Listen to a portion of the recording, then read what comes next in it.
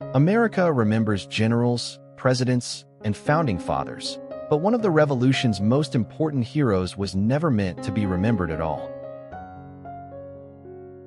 His name was James Armistead, and when the War for Liberty began, he was not free to choose his own life.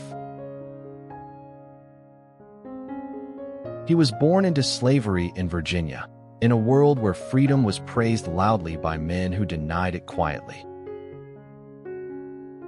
The American Revolution promised a new nation, but for many Black people, its grand ideals arrived tangled in brutal contradiction.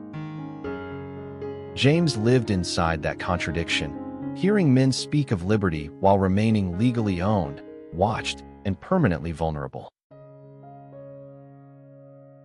Yet history would soon place him in a position no one around him could have predicted or perhaps even imagined. He was not famous, wealthy, educated in the classical sense, or marked for greatness by the standards of his era. But revolutions are not won only by visible men on horseback.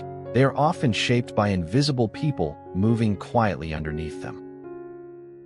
By 1781, the war had dragged on long enough to drain confidence, resources, and certainty from both sides. Victory did not yet feel inevitable, and the future of the American cause remained far more fragile than later memory suggests. In that uncertain atmosphere, James was granted permission by his enslaver to assist the American forces in Virginia.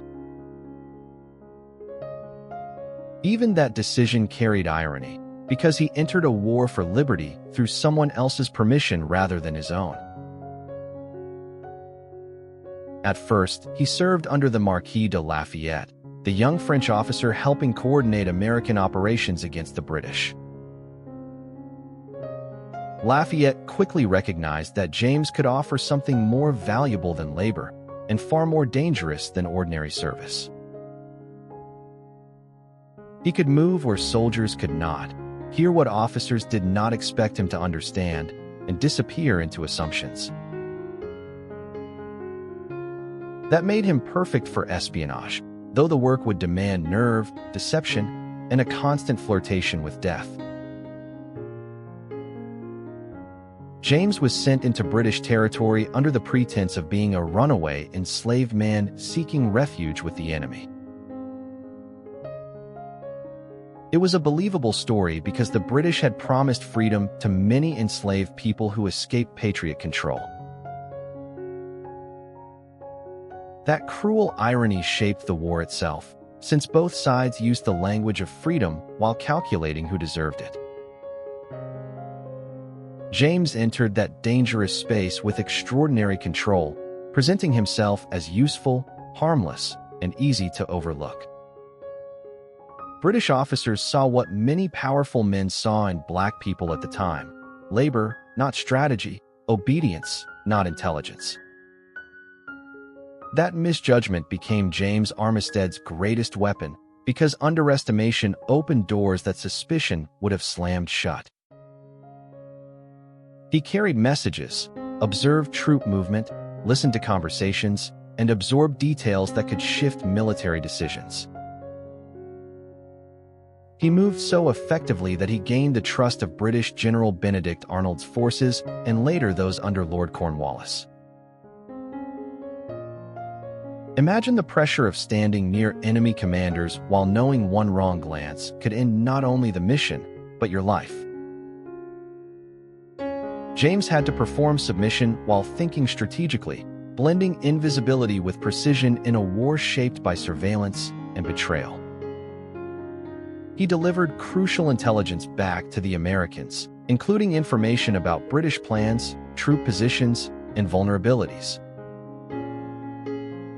Some reports suggest he also helped feed false information back to the British, deepening their confidence in the wrong assumptions. This was not glamorous spy fiction. It was slow, dangerous, exhausting work done without applause and under constant personal risk.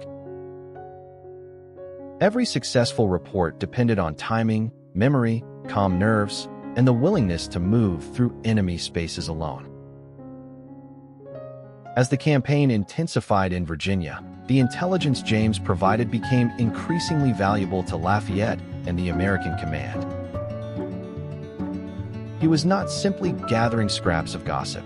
He was helping shape battlefield understanding at a decisive moment in the war. That war would soon tighten around Yorktown, where one of the most important military conclusions in American history would unfold. Cornwallis and his forces had taken position there, believing they could maintain control and perhaps still reverse the tide. But the noose was quietly closing, and intelligence would help determine whether the Americans and French could exploit the opportunity. James remained in position long enough to observe and report on British movements during this critical phase. His information helped confirm what the American side needed to know, reducing uncertainty when uncertainty could have been fatal. When Yorktown finally collapsed in 1781, the surrender effectively shattered Britain's ability to continue the war in the same way. It was the kind of victory that enters textbooks cleanly, even though real history is always messier than monuments allow. And buried inside that victory was a painful truth. One of the men who helped secure it still did not possess freedom. This is where James Armistead's story becomes more than inspiring. It becomes morally devastating in a way America still struggles to face. He had helped a revolution win its liberty, yet once the war ended, he returned not to celebration, but to bondage. The nation he had served did not automatically reward his sacrifice with the very principle it claimed to cherish most. Because James had served as a spy rather than a conventional soldier, he did not initially qualify for emancipation under Virginia law. That bureaucratic distinction reveals something chilling about history. Even heroism can be denied if the paperwork prefers injustice. So James was forced into one final and bitter struggle, not against the British, but against the hypocrisy of his own side. To secure his freedom, he petitioned the Virginia legislature and sought support from men who had witnessed his value firsthand. Among those who helped was Lafayette himself, who wrote in support of James and confirmed his essential wartime service. Only then, after risking his life for the revolution, did James finally receive legal freedom in 1787. Think about that delay for a moment. The war had ended, the victory was celebrated, and still he had to ask.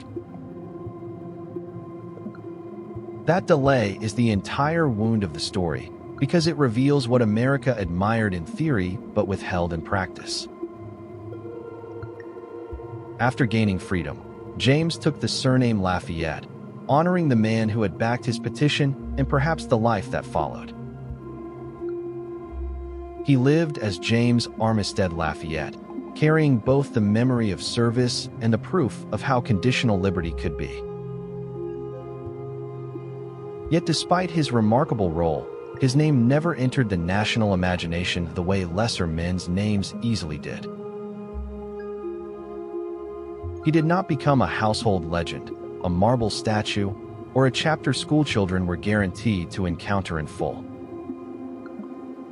Instead, he drifted toward the margins, mentioned occasionally, admired briefly, and then folded back into the quiet of historical neglect. That forgetting is not accidental. It reflects the kind of heroism a nation feels most comfortable putting at its center. James Armistead Lafayette complicates the American origin story because his life exposes liberty's brilliance and betrayal in the same breath. He reminds us that the revolution was not only won by men celebrated in portraits, but by people forced to work in shadow. He He also reminds us that freedom in America has often arrived first as language, and only later, if at all, as reality. There is something haunting about the image of James moving quietly through enemy camps while carrying a country's future in silence. There is something even more haunting about how easily that country later allowed his story to fade.